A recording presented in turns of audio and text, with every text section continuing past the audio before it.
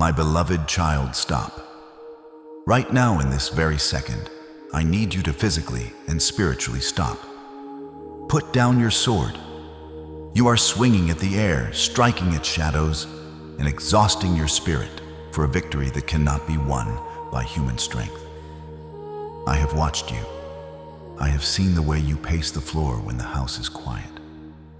I have seen the tension in your shoulders that sleep does not wash away. You are fighting so hard trying to hold everything together, your family, your finances, your sanity, your future. But you are bleeding out from wounds you refuse to acknowledge. You have convinced yourself that if you just try harder, if you just fight longer, the breakthrough will come. But listen to my whisper, you are not behind, you are being built. However, you cannot be built while you are flailing in panic. You cannot be restored while you are running. This is not a coincidence. Do not think for one moment that the algorithm of a website brought you here. I am the Lord of the algorithm. I directed your hand, I guided your eyes, and I arrested your attention because we have an appointment. This is a divine interception.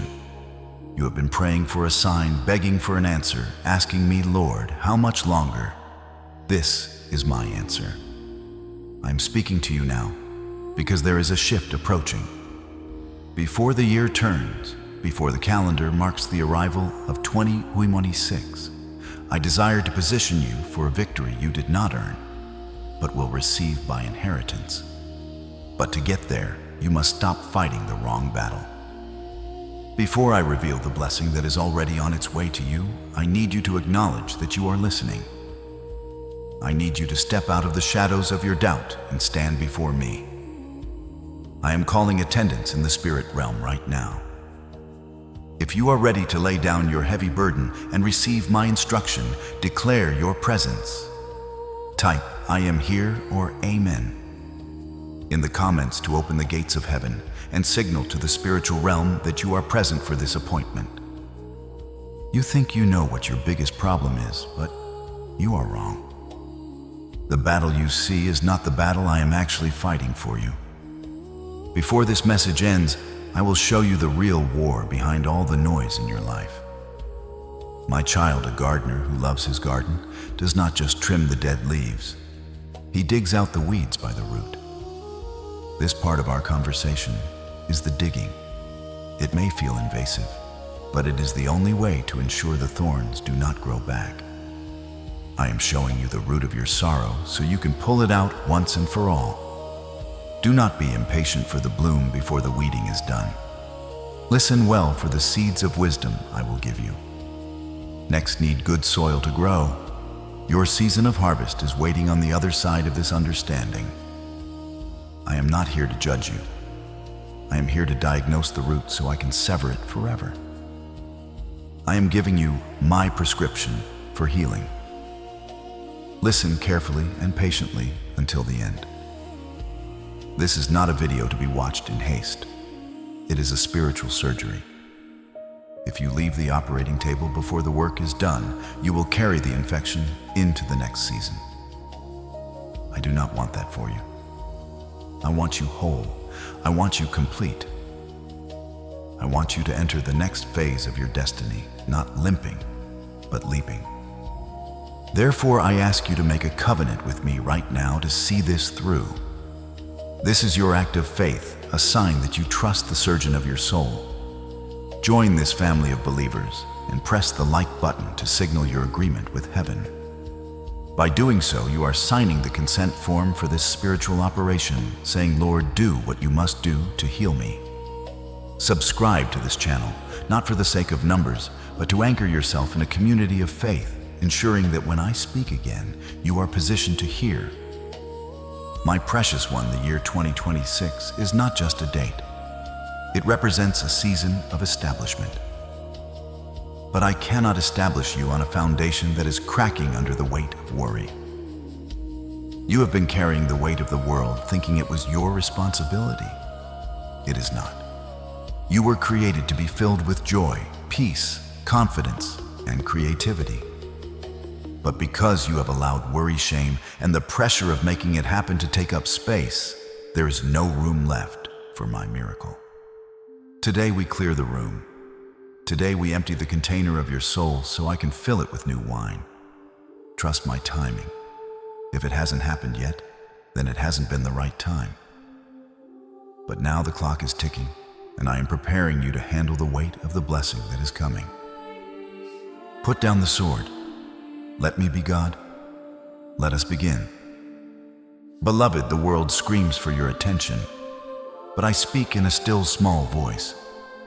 Right now, by watching this, you are tuning your heart to my frequency. It takes time to clear the static of life, the worries, the notifications, the rush. If you leave now, you leave with the static still buzzing in your ears. The enemy uses distraction as a weapon to keep you from hearing the instructions that will change your life. Do not let him scramble the signal.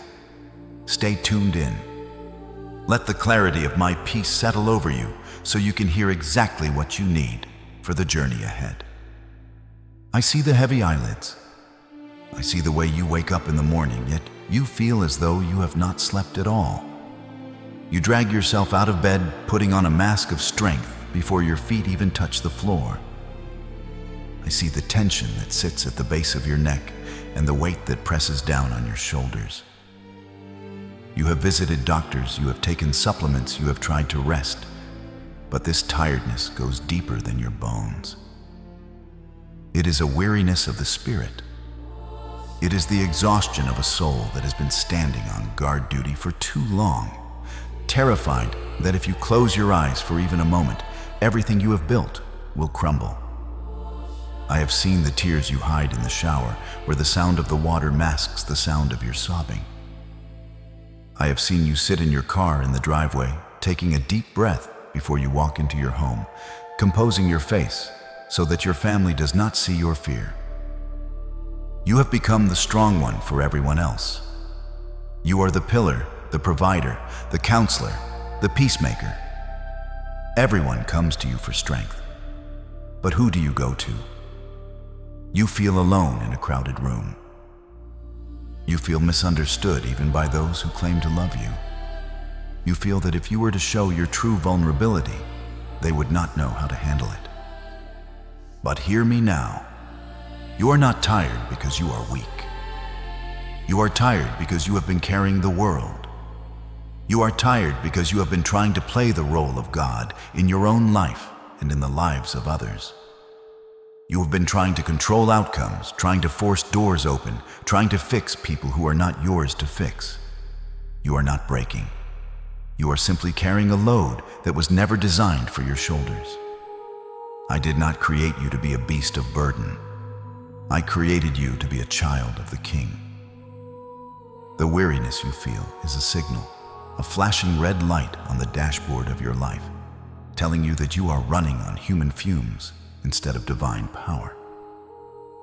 It is time to switch engines. It is time to let go. My child, let us look closely at the battlefield of your daily life. There is a reason you are so drained, and it is not just the big storms. It is the constant friction of small skirmishes. I am speaking of the battles you choose to fight, the ones that seem necessary in the heat of the moment, but leave you empty and regretful. I see the arguments that flare up in your kitchen over trivial things. I see the flash of anger when you feel disrespected by a colleague.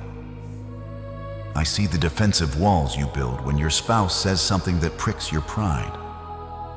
You are fighting to be right. You are fighting to be heard. You are fighting to defend your ego. And in doing so, you are wasting the precious ammunition of your spirit on targets that do not matter. You must understand the strategy of the enemy. He knows he cannot destroy you with a single blow, so he seeks to wear you down with 1,000 cuts. He sends distractions disguised as offenses. He sends petty irritations to steal your peace. When you engage in these battles, when you scream back, when you hold on to that grudge, when you replay the argument in your head 100 times, you are falling into a trap. You are spending your emotional energy on the flesh and blood standing in front of you. forgetting that your struggle is never against flesh and blood. You are swinging your sword at a person, but the true enemy is laughing from the shadows. It is time to open your spiritual eyes. The person screaming at you is not your enemy. The family member who betrayed your trust is not your ultimate adversary. The boss who overlooks you is not the final villain. They are merely vessels often unknowingly used by a spirit of division, fear, or insecurity. When you fight the person, you lose the war. You cannot cast out darkness by shouting at it in anger. You can only dispel it with light. Stop taking the bait. Stop picking up the gauntlet every time it is thrown at your feet. Recognize that when someone attacks you, it is often because they are tormented themselves. The enemy is not the person screaming at you. The enemy is the fear and pain driving them. When you see this, your anger will turn to pity, and your retaliation will turn to intercession. This is how you reclaim your strength.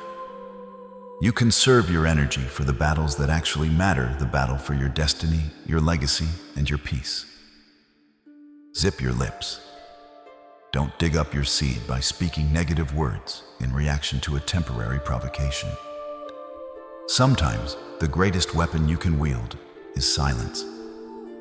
Stand still, let the offense pass over you like water, and refuse to engage in a battle beneath your dignity. You are royalty.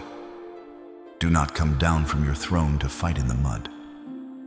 But then, my child, there are the battles you did not choose. These are the storms that appeared out of a clear blue sky. You did not provoke them. You did not go looking for trouble. You were simply walking in obedience, trying to live right, trying to provide for your family, and suddenly an ambush. I am speaking to the one who received a phone call that changed everything in an instant. I am speaking to the one who walked into work expecting a normal day and walked out with a box of your belongings. I am speaking to the heart that has been shattered by a betrayal you never saw coming from a person you would have taken a bullet for. This is the battle of the ambush. I know the shock that grips your soul. I know the question that has been screaming in your mind, Lord, why I was faithful. I prayed. I gave. Why is this happening to me? You feel unprotected. You feel exposed. You feel as though I lifted my hand of protection and allowed the wolves to enter. The enemy whispers to you that this is a punishment. He tells you that you failed, that you missed the mark, and that this disaster is the result of your own inadequacy. He tells you it's too late. You'll never recover from this. But hear the truth that shatters those lies. You are not under attack because you are weak. You are under attack because you are dangerous to the kingdom of darkness. You are not facing this giant because you are small. You are facing it because you carry a giant destiny. The enemy does not waste his ammunition on empty vessels. He does not ambush those who are heading nowhere. The intensity of the battle is proof of the magnitude of your calling. You are a chosen one. And because you are chosen, you are a target. This ambush was meant to take you out. It was designed to make you bitter, to make you give up on me, to make you believe that faith is a lie. But the enemy made a fatal miscalculation. He thought this trouble would break you, but I am using it to build you. I do not give big assignments to small people. I do not entrust the heavy weight of glory to those who have not been tested in the fire. You are in the fire right now, yes, but look closely, you are not burning. You are being refined. I don't always deliver you from the fire. Sometimes I take you through the fire to make you fireproof. This battle did not choose you by accident. It chose you because you are the only one with the spiritual DNA to turn this tragedy into a triumph. Stand tall. You are not a victim. You are a victor in training. My child, let me take you back to a moment in history that mirrors exactly where you stand today. It is recorded in my word in 2 Chronicles 20, but it is not just a story of old. It is a blueprint for your survival. King Jehoshaphat was a man who loved me, a ruler who sought to do good. Yet messengers came to him breathless and terrified, bringing news that shattered the peace of his kingdom. A vast army is coming against you, they said. Not one nation, but 3 Moab Ammon and Mount Seir had joined forces to wipe him off the face of the earth. It was an ambush. It was unfair. It was overwhelming. By all military logic, Jehoshaphat was already a dead man walking. I want you to see him in that moment. The fear he felt was real. Do not think that faith means the absence of fear. Jehoshaphat was afraid. His heart pounded in his chest, just as yours does when you look at your bank account or hear the doctor's report. But here lies the secret that separates the defeated from the delivered. It is not about whether you feel fear, but what you do with it. Most men in his position would have panicked. They would have scrambled to form alliances with other kings. They would have called upon the wicked King Ahab or the armies of Egypt, looking for a human solution to a spiritual crisis.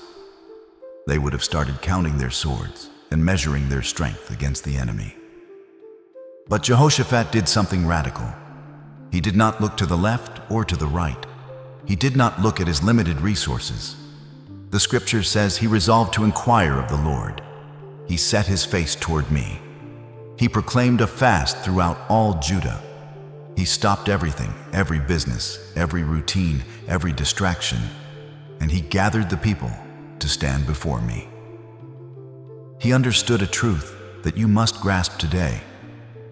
When the threat is supernatural, the response must be supernatural. You cannot fight a spiritual battle with carnal weapons. You cannot fix a broken destiny with human logic. This is your Jehoshaphat moment. You are standing at the edge of the cliff. The multitude is coming, and you know deep down that you do not have the strength to fight them off. The odds are stacked against you. But I am watching your first reaction. The first move you make when trouble hits determines the outcome of the entire war. Do you pick up the phone to complain to a friend? Do you spiral into anxiety and sleeplessness? Or do you drop to your knees and set your face toward the only one who can save you? Stop running to people who cannot help you.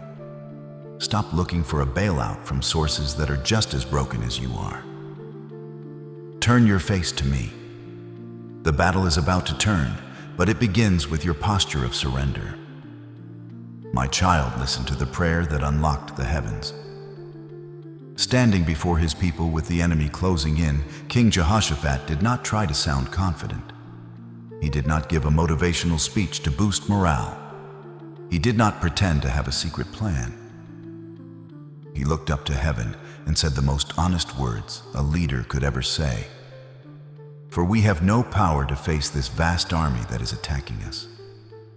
We do not know what to do, but our eyes are on you. Read that again. The king, the man responsible for the lives of thousands, admitted 2 things: he was powerless and he was clueless. The world tells you to fake it until you make it.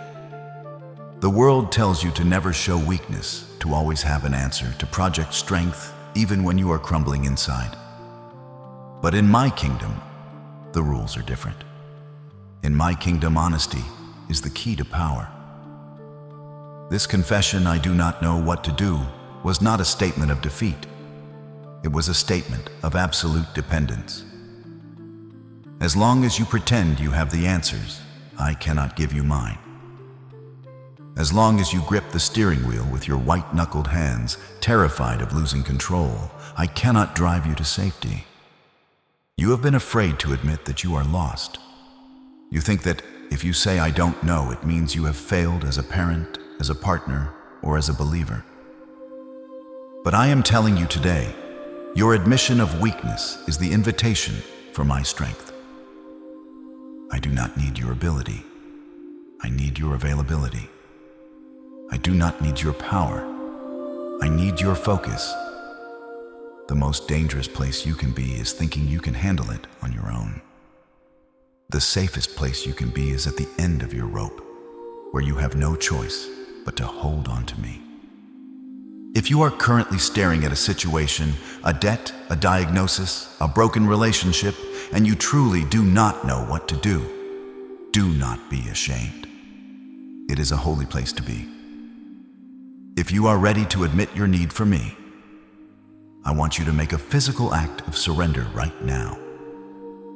If you are also saying, Lord, I don't know what to do, press the like button on this video. Let that click be your prayer. Let it be the moment you hand the heavy burden of figuring it out over to me. But our eyes are on you. That is the second half of the key. It is not enough to just not know. You must then lock your gaze upon me. Jehoshaphat did not look at the size of the army. He looked at the size of his God. When you stop looking at the problem and start looking at the provider, the atmosphere shifts. You don't need a plan. You need a person. You don't need a map. You need a guide. Peace does not come from knowing the future. Peace comes from knowing the one who holds the future. Relieve yourself of the pressure to be the savior of your own life. That role is already taken. I am He. My child, let me teach you the law of spiritual focus. What you focus on, you magnify. What you magnify, you empower. When you stare constantly at the mountain of debt, it grows taller in your mind. When you replay the hurtful words of a betrayer, their voice becomes louder than mine. You have been feeding your fears by giving them your undivided attention. You wake up thinking about the problem, you go to sleep thinking about the problem, and you wonder why you feel so small. It is because you have made the problem your God. Whatever occupies the throne of your mind is what you are worshiping. Jehoshaphat understood this principle. He knew that if he focused on the three armies marching toward him, he would be paralyzed. So he made a deliberate choice to shift his focus. He recounted my history. He said, "Are you not the God who is in heaven? Did you not drive out the inhabitants of this land?" He started to magnify me. He started to make me bigger than his terror. And as he did, his perspective changed. The armies on the ground didn't get smaller, but in comparison to the God of heaven, they became insignificant. Here is a divine rule for you. If a battle is too big for you, it implies it does not belong to you. If you can solve it with a phone call, it's a chore. If you can solve it with a check, it's an expense. But if it keeps you up at night, if it makes you tremble, if it is utterly beyond your human capacity, that is a sign. It is a sign that you have stepped onto holy ground where only I can fight. The size of the battle indicates the jurisdiction. Small battles are for men. Impossible battles are for God. So how do you shift your focus practically? You must interrupt your own thoughts. When the thought comes, what if I lose everything? You must answer it immediately. Do not let it sit. Do not invite it to tea. Speak to it. Say, "My God supplies all my needs according to his riches and glory." When the thought comes, "I am all alone," speak back, "I will never leave you nor forsake you." You cannot fight a thought with a thought. You must fight a thought with a word. Your mouth is the rudder of your ship. If you want to turn the ship of your life away from the rocks of despair, you must change the confession of your lips. Stop looking at the waves. Peter sank only when he took his eyes off me and looked at the wind. The wind was there when he was walking on water, and it was there when he was sinking. The wind didn't change. His focus did. I am calling you to become a person of tunnel vision. Blind to the odds, blind to the naysayers, blind to the reality that the world sees, and utterly fixated on my promise. When you do this, you will find that the peace which surpasses all understanding will guard your heart and mind, even while the storm is still raging. My child, we must address the battlefield that causes you the deepest pain. It is not the battlefield of your finances or your health. but the battlefield of your home. I see the tension that hangs in the air like thick smoke. I see the walls that have gone up between you and the person you promised to love forever. I see the tears you shed over a child who has walked away from the values you taught them. You are fighting them. You are trying to reason with them. You are lecturing them. And sometimes, in your anger, you are wounding them with your words. You are treating them as if they are the villain in your story. But I need you to understand a spiritual reality that will change everything. They are not your enemy. They are the prize. The enemy, the real enemy, the thief who comes to steal, kill, and destroy, is using them to get to you. He knows that if he can attack you through the people you love, he can bypass your defenses. He knows that betrayal from a stranger is painful, but betrayal from a brother is paralyzing. You have been distracted. You are busy fighting the puppet while the puppeteer laughs in the shadows. When your spouse speaks harsh words, it is not just them speaking. It is often a spirit of bitterness, fear, or division that has found a foothold. When your child rebels, it is not just youthful foolishness.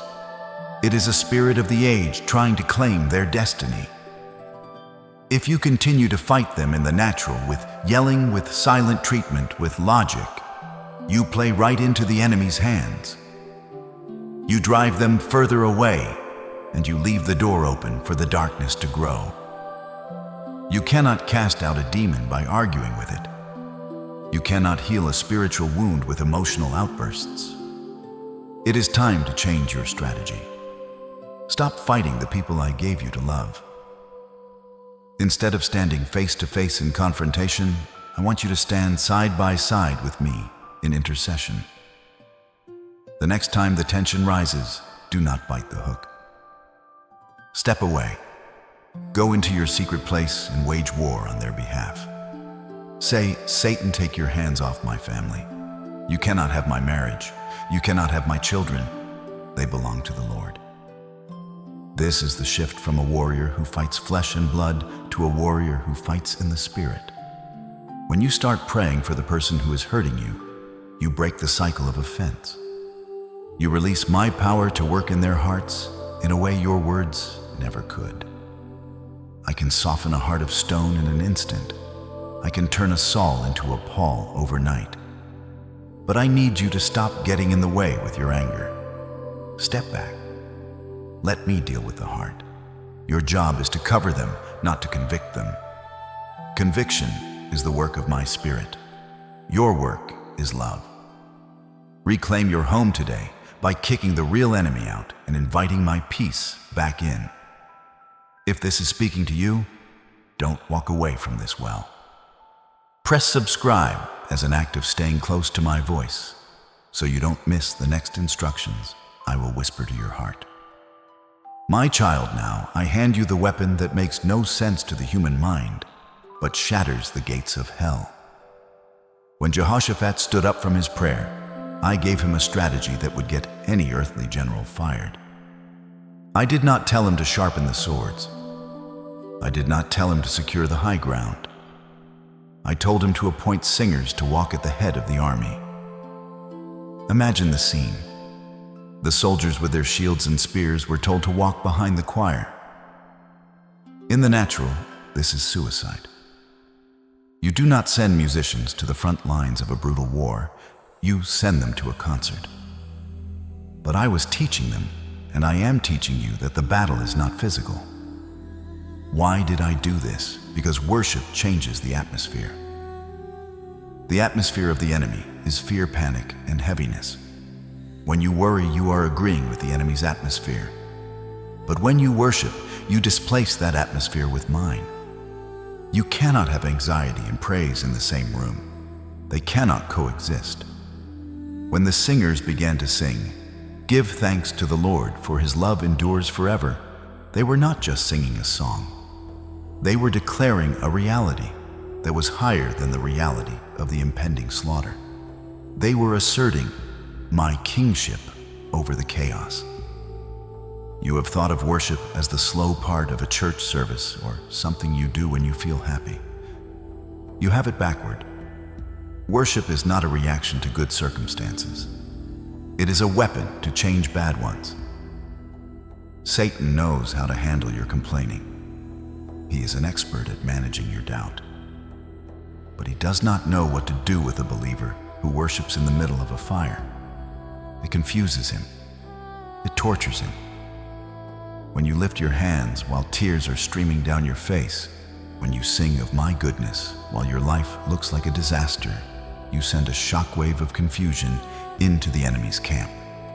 He expects you to fold. He expects you to curse me. When you praise instead, you break his hold over your mind. So here is your instruction for the battles you are facing today. Do not wait until the problem is solved to sing. Anyone can sing after the victory. That is easy.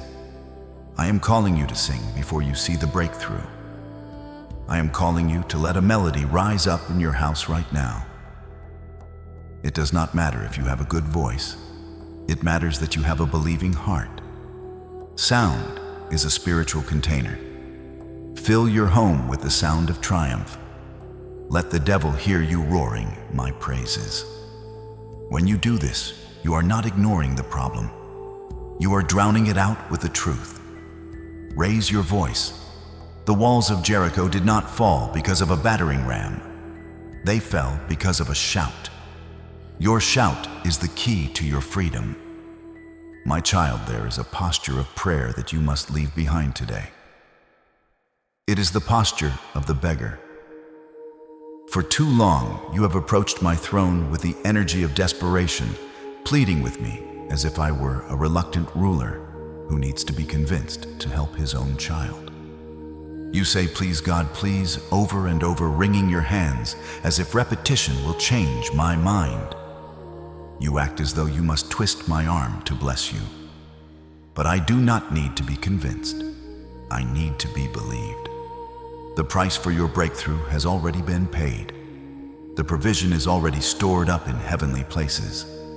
When you beg, you are acting as an orphan who doubts their place at the table.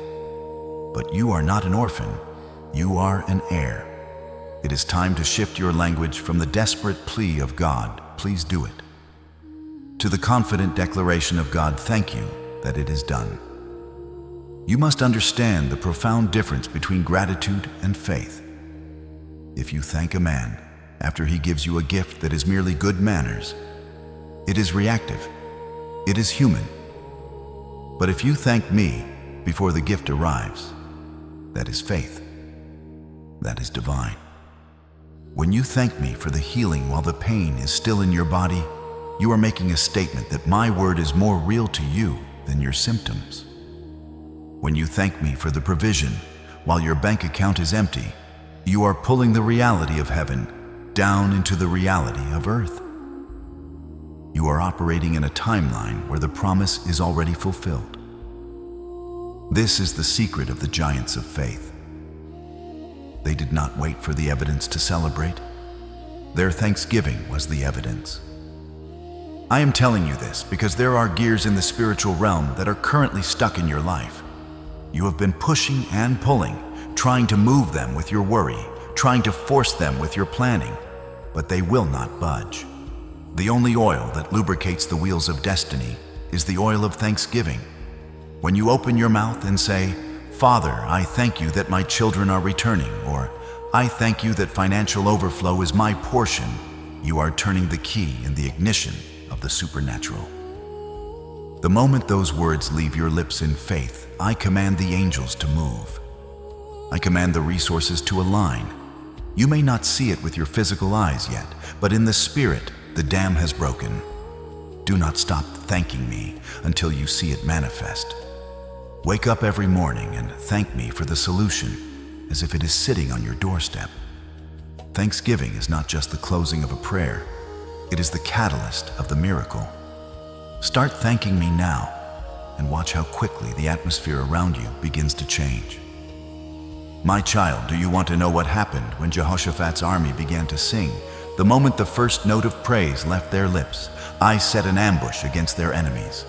The scripture says the armies of Moab and Ammon turned against the inhabitants of Mount Seir, and then they helped to destroy one another. They didn't even reach Jehoshaphat. They were too busy destroying themselves.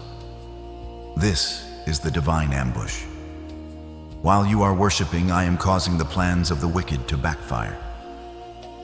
The trap they set for you, they will fall into it themselves. The rumors they spread about you, they will return to destroy their own reputation. The very strategies the enemy designed to bankrupt you will confuse him and cause his own kingdom to crumble. You have been losing sleep trying to figure out how to defeat them, but I am telling you, step back. I am turning their confusion into your deliverance. However, there is a crucial instruction you must not miss. I told them, you will not have to fight this battle. Take up your positions, stand firm, and see the deliverance the Lord will give you. Notice that I did not tell them to stay home. I did not tell them to hide in the caves. They still had to march out to the battlefield. They still had to face the terrifying sight of the enemy. This is where many of you miss your miracle.